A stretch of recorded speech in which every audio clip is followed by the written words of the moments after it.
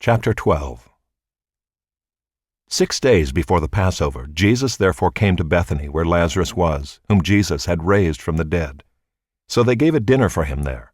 Martha served, and Lazarus was one of those reclining with him at table. Mary therefore took a pound of expensive ointment, made from pure nard, and anointed the feet of Jesus, and wiped his feet with her hair. The house was filled with the fragrance of the perfume.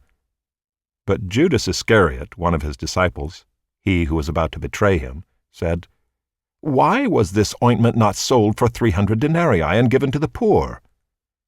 He said this not because he cared about the poor, but because he was a thief, and having charge of the money bag, he used to help himself to what was put into it.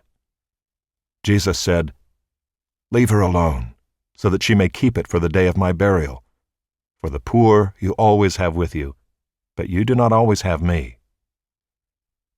When the large crowd of the Jews learned that Jesus was there, they came, not only on account of him, but also to see Lazarus, whom he had raised from the dead. So the chief priests made plans to put Lazarus to death as well, because on account of him many of the Jews were going away and believing in Jesus. The next day the large crowd that had come to the feast heard that Jesus was coming to Jerusalem.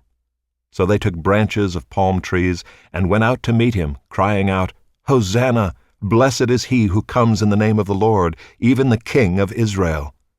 And Jesus found a young donkey and sat on it, just as it is written, "Fear not, daughter of Zion. Behold, your king is coming, sitting on a donkey's colt." His disciples did not understand these things at first, but when Jesus was glorified, then they remembered that these things had been written about him and had been done to him. The crowd that had been with him when he called Lazarus out of the tomb and raised him from the dead continued to bear witness. The reason why the crowd went to meet him was that they heard he had done this sign.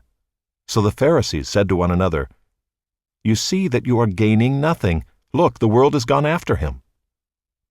Now among those who went up to worship at the feast were some Greeks. So these came to Philip, who was from Bethsaida in Galilee, and asked him, "Sir, we wish to see Jesus."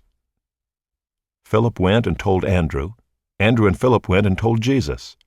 And Jesus answered them, "The hour has come for the Son of Man to be glorified. Truly, truly, I say to you, unless a grain of wheat falls into the earth and dies, it remains alone. But if it dies, it bears much fruit. Whoever loves his life loses it, and whoever hates his life in this world will keep it for eternal life. If anyone serves me, he must follow me, and where I am, there will my servant be also. If anyone serves me, the Father will honor him.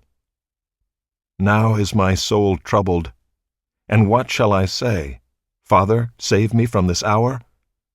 But for this purpose I have come to this hour. Father, glorify your name."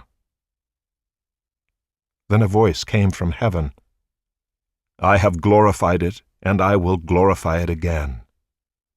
The crowd that stood there and heard it said that it had thundered. Others said, "An angel has spoken to him." Jesus answered, "This voice has come for your sake, not mine.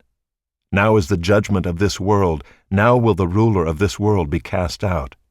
And I, when I am lifted up from the earth, will draw all people to myself." He said this to show by what kind of death he was going to die.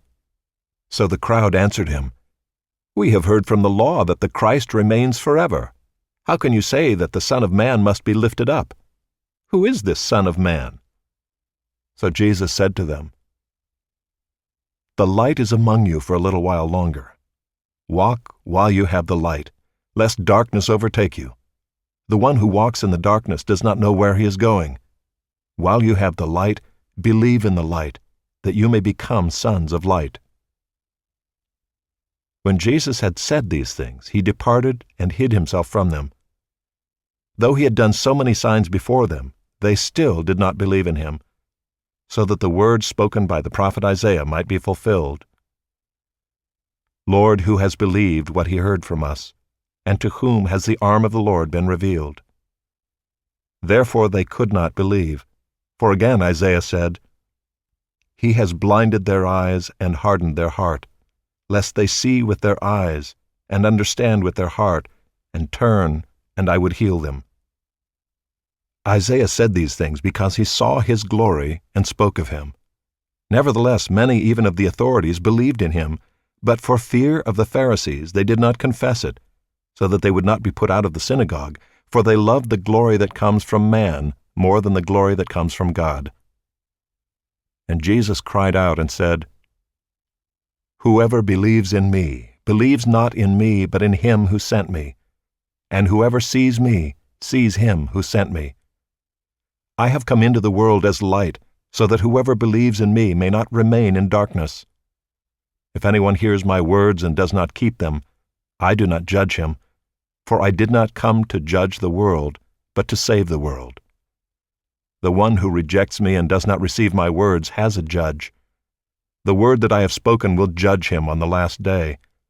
For I have not spoken on my own authority, but the Father who sent me has himself given me a commandment, what to say and what to speak. And I know that his commandment is eternal life. What I say, therefore, I say as the Father has told me."